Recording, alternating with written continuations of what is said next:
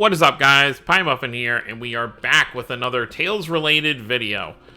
I'm going to start this off with a happy 1-year anniversary to Tales of Arise. The game officially came out 1 year ago today. And I thought I'd make a little video just kind of, celebrating, for one, the 1-year anniversary. Just kind of have a video out there. And just kind of talk about how my feelings have kind of, progressed or if anything's changed in the last year. And yeah, that's pretty much it. And definitely let me know down below how your experience was with Arise, whether you played it on the first day, maybe you played it a few months ago.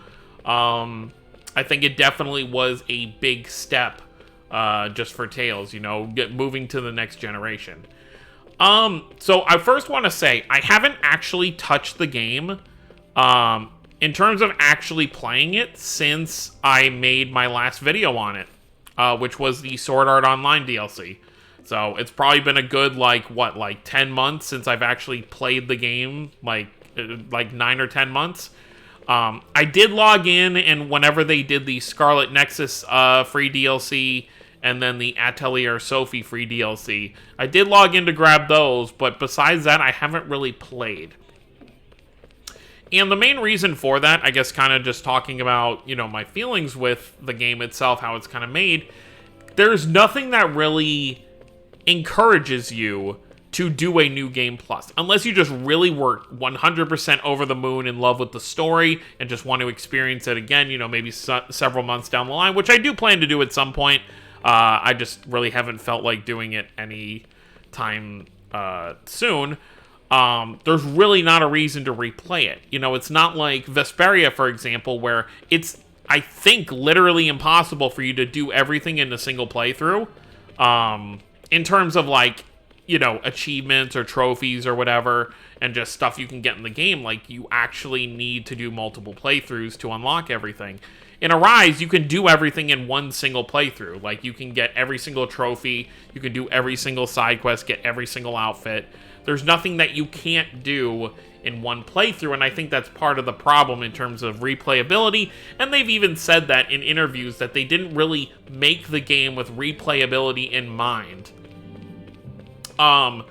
Which I guess, if you are someone who doesn't usually replay RPGs, that's totally fine. You get your 80-hour adventure. I think that's what... How many hours do I have on this file now?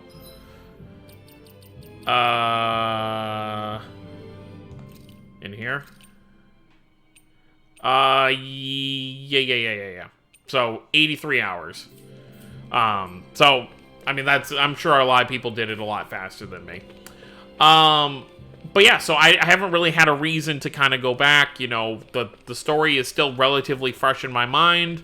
And I just haven't really felt that itch to kind of go back and play it, because normally when I'm doing a second playthrough, I'm trying to get stuff I didn't get the first playthrough, but there really isn't anything for me to kind of get, if that makes sense. Now, of course, I'm sure a lot of people have probably played this game 2 or 3 times, which is totally fine. If you loved it, you loved it. I did love it. My initial playthrough was a lot of fun. I do think, and I mentioned this in my review, that I do wish the story itself had more kind of world building put into it. I do feel like a lot of this game, and I think the reasoning for it being, I want to say, I think a lot of this game's story was very surface level. It's kind of like what you see is what you get. There wasn't a lot kind of okay, go out of your way to learn a whole bunch of lore about the world. And there's a lot of stuff that probably was cut content, either due to budget or something else. Such as, Rinwell's, the history of the mages.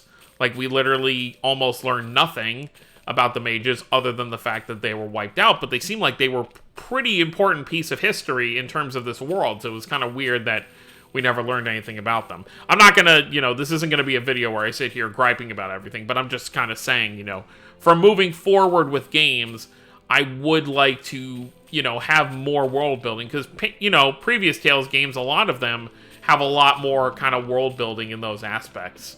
So hopefully, I hope it's just because, either there was a budget issue, there was a time issue, maybe a lot of their time and budget was just put into the new engine, because this game is gorgeous. It's a very beautiful game. but I would like to see more in terms of the story building aspect, because we don't really know much about a lot of the main cast themselves. Overall, like, you can say, we've learned a decent amount about them, but there's really not too much. Law, for example, we know nothing about his mother other than, what happened to her. We don't know, what kind of led up to, I mean, we know what led up to, but we don't know, like, how everything kind of led up to him ending up in Zestiria. I would have liked to have more about Dohalim's kind of, like, past when he was a kid growing up. We don't know much about Shion either, other than she had the thorns, and that's why people stayed away from her. I would have liked to get more kind of backstory on her. Kisara, we don't know too much. And then with Kisara herself, her main arc was pretty much in her introduction, so I would have liked if there was more to her story kind of afterwards. But she ended up being kind of like the mom of the group, just kind of looking out for everyone else. So yeah, just kind of stuff I want to see in future games. Not that Arise was in any way a bad game. I definitely had my fun with it, but I would like to see, them take what they learned with Arise that, didn't work, or maybe fans would have liked to see more, and kind of implement that in the next game that we'll probably get in the next 2 or 3 years. As for the combat, I'm still kind of mixed on it. Some time has passed, and I'm still just kind of like, I feel like let's go do a fight right now. I mean, it's not going to really matter out here, because obviously my whole party's level 100, but I do feel like the random mob enemies do kind of take too long, especially since I have gone back and played older Tales games since beating Arise. I feel like random mob enemies shouldn't really take that long. It's just kind of like something to do as you're going. I haven't played in forever, so I don't know if I'm even going to remember how to, I mean, it was just, obviously, like I said, it's going to be quick. Obviously, that was very fast, but if I was fighting stuff my own level, it would definitely take a bit more time. So, hopefully, because the fights weren't even hard. The no-name enemies weren't hard fights to do, it's just time-consuming. So, hopefully, they can time down, like, even if they make the fights harder, like, just lessen the time it takes to do some of these fights, because I felt like I was spending hours just getting through an area because of, monsters that would be in my path. But I don't want to, now I really feel like I'm just, like, complaining about things, so I don't want to kind of do that. It's really cool to see all the stuff that's kind of, spawned because of Arise coming out, all the merchandise that's come out, mostly over in Japan. And then, of course, the mobile games themselves have gotten a lot of stuff. Right now there is a 1-year anniversary event going on for Arise in Tales of the Rays, which is really cool. And of course, there's going to be a live stream for Rays that has Alphin's Japanese voice actor. And then, of course, there's also going to be the Arise anniversary party later this year, which is really, really cool. But I guess what I really want to talk about now is, where do we go from here? I think for the most part, what they can take from this moving forward is there's a lot of stuff that worked. I feel like and a lot of the stuff that either worked or didn't work is very kind of like mixed in the fandom. I feel like a lot of fans like myself would prefer if we went back to 2D skits, even if they made them a little more, active, I guess you could say, like a lot more movement. But then you've also got a part of the fandom that really did enjoy the 3D skits. I personally did not. I felt like there was way too much happening at once in the 3D skits, especially when characters would just have their own, like, manga-style panels just pop in random parts of the screen. I much prefer just having the characters just shown in their 2D sprites, like they're still using in the mobile games, and just have them talk and, have their expressions. Because there's also a lot of expressions you can really only do in 2D. That really just don't translate well to the kind of 3D style that this game has. But, yeah, so moving forward, that's obviously something to consider. Obviously, the next game will have a different kind of gimmick to the combat style. what would you even say the gimmick for this game was? Because every Tales game has its own, like, sort of, combat gimmick thing. I mean, obviously you had the dual arts that you could do with everybody. You had the specific way that, I guess you could say the gimmick was how arts just worked in general, was that you really only used your, you don't have TP or anything like that anymore. You have the kind of attack gauge that kind of Berseria had, where you could do a certain number of actions in a row. And then, of course, you had the, the cure points itself that were used for only healing arts. So it would be interesting to see what kind of thing we get moving forward that's going to kind of, replace that. I know a lot of people would say it's like, oh, well, they should just use the same thing moving forward, but that's just not Tales' style. Every Tales game has its own kind of unique style that makes it different from its predecessor, and that's what, one of the things that makes Tales so unique, along with the skits. But yeah, I guess really just thinking about Arise as a whole, it was just such a, fun experience, especially being in the fandom for it this time. I think back to when I first played Zestiria and Berseria, I was on the internet. I mean, obviously I've been on the internet since I was a kid, but in terms of, Twitter and stuff like that, I think when Berseria came out, I wasn't really, even on Twitter yet. I was still using, Facebook and stuff, so I wasn't really interacting with the Tales fandom, or just fandoms in general. So when I first played Zestiria, for example, I played it, 3 or 4 times, and I loved it, and I didn't even realize until years later that people, there are a lot of people who hated the gameplay, which now I'm at the point where I see why, but in the moment when I first played the game, that's not something I thought about. I didn't think about, oh, this gameplay is kind of weird. I wish it would play more like this. And then it was the same thing with Berseria. I wasn't a huge fan of the, what was it called? The break gauge. Because if your break gauge got down low enough, you could only do, one attack at a time. And that made it very hard because it wouldn't grow unless you could, break through the enemy's guard with one of your attacks. So I'd have tons of times where I'd be playing as Velvet, and I would just not be able to do anything. Now I kind of... obviously, I lost my train of thought of where I was even going with that. But yeah, so that was stuff I didn't even think about when I originally played the games. I played them and I enjoyed them, but now it's just you see kind of all the gripes people will have with, games when you're actually, looking online to see what people have to say. But I guess... overall, I still do, I guess looking at my feelings for Arise, I think it's still, a great game. I think it's a great Tales game. I think it has a lot that they can, learn from with this game to do better with in the next game. It's by no means the perfect Tales game. I don't think the perfect Tales game exists. But it's definitely a solid entry. I'm not going to say it's in my top 5. I don't think I can give it that, but,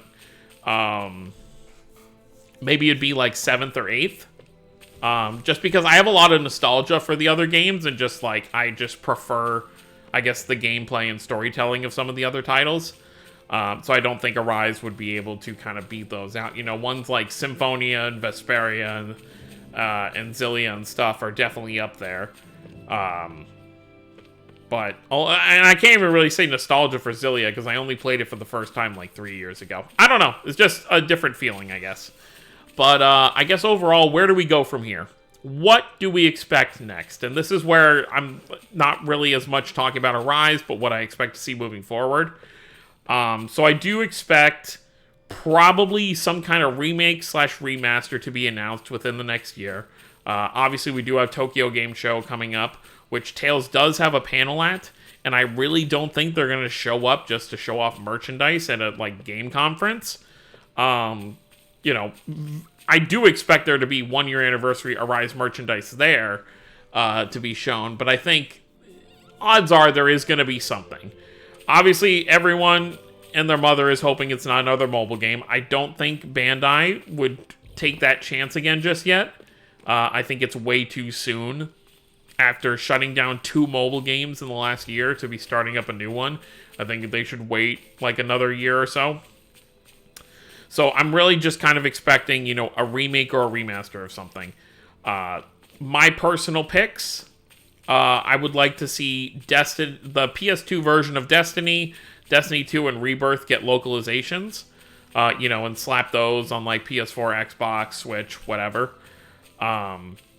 If they were going to do a full-on remake of a game, I don't want it to be like completely like Arise. Like, obviously, I know a lot of people, especially with the EX dungeon in Arise, where we get to see some areas, we get to see, like the Elf Forest of Symphonia, we get to see Rayfalk Spirit Crest from Zestiria and stuff like that. The only way I'd want to remake is if they don't mess with the story. The gameplay can be whatever. I'm not going to be upset, if Symphonia got a remake. The story was exactly how it is in the original Symphonia, but it has Arise-style gameplay. Like, I'd probably be fine, as long as it doesn't have 3D skits. Like, if it didn't have 3D skits, if we had 2D skits, use, like, the raise models for, the skits, and then the gameplay itself, like, actually battling and exploring the world is like Arise, and then the story is exactly how it should be, then I'd probably be fine with it. But, obviously that's a very particular thing I'm kind of asking for. So I think, and realistically, that's probably going to take a lot more time for them. And for something like that, they would definitely go with one of the more popular titles. So something like Destiny, Symphonia, Vesperia, something like that. Which Vesperia obviously doesn't need it. It just got the remaster of a remaster. Not like 3 years ago now. So realistically, I'm expecting ports and remasters. I think the easiest thing for Bandai to do would just be grab the two Zillias and Graces F. Obviously update them graphically to be, on current gen. And then, of course, add the dual audio so people like me, for example, can play with the Japanese voices, because it wasn't until Symphonia Chronicles that they started doing dual audio with all the games. Like Symphonia Chronicles, Zestiria Berseria, Vesperia Definitive Edition, and now Arise, you can play with the Japanese voices. So obviously they're not going to just port it over and not give us the Japanese voices, because, they're just not going to do that. So that's realistically what I'm expecting. As for the next few years, I think, like I said, probably a release of a remaster/port next year, so probably in 2023 at some point. And then I think 2025 for the 30th anniversary will be our next mainline title release. I think that's what they're probably going to aim for. I think it should be 2025 for the 30th anniversary. Probably whatever arises. I say successor, but don't take that as like a sequel. They've already said that Arise is a one-and-done story. I know I've seen a lot of people want to see, like, oh, I want to see the married life of Alphen and Shion and stuff like what happens after. It's like, yeah, that'd be cool for, like, a DLC or something, but there's not enough. I don't feel like there's enough to do with this world anymore to make a full-blown story. Because, the big threat has kind of already been dealt with. It would be like trying to make a sequel to Vesperia without, Blastias being in the world anymore and any of that stuff. It's like, okay, what do you make a story about? Just bandits and stuff, pillaging and stuff. Like, I don't know what you would do with that. So yeah, that's pretty much it. So happy anniversary to Tales of Arise. I hope I didn't. I feel like I complained about things a little too much, but it's just my honest feelings with the game. I love the game. I'd still probably say it's a 7 out of 10 game. But, of course, there are a lot of things that I would have liked to see change. But I don't want to take away that it was one of the best-selling Tales games to grace the series. I think it's like the third best-selling Tales game, just behind... I forget which games it was behind. Was it like Symphonia and Destiny, I believe? Something like that. So you definitely can't take that away from the game. And, given some more time, Arise may actually be number one. But who knows? So we do have the Tales of Arise / Tales of the Rays 2,000-day celebration stream coming up, and then we also have a Tales series stream at Tokyo Game Show. I believe the stream is on September 16th, so look out for news on that. And yeah, that's pretty much it. So let me know what you guys think down below. Happy 1-year anniversary to Tales of Arise. And here is to many more for Arise, as well as the other Tales games and whatever we get in the future. So that's going to be it, guys. Thank you all for watching. Don't forget to subscribe for more if you're new to the channel. I'll see you next time. Have a wonderful day, everyone.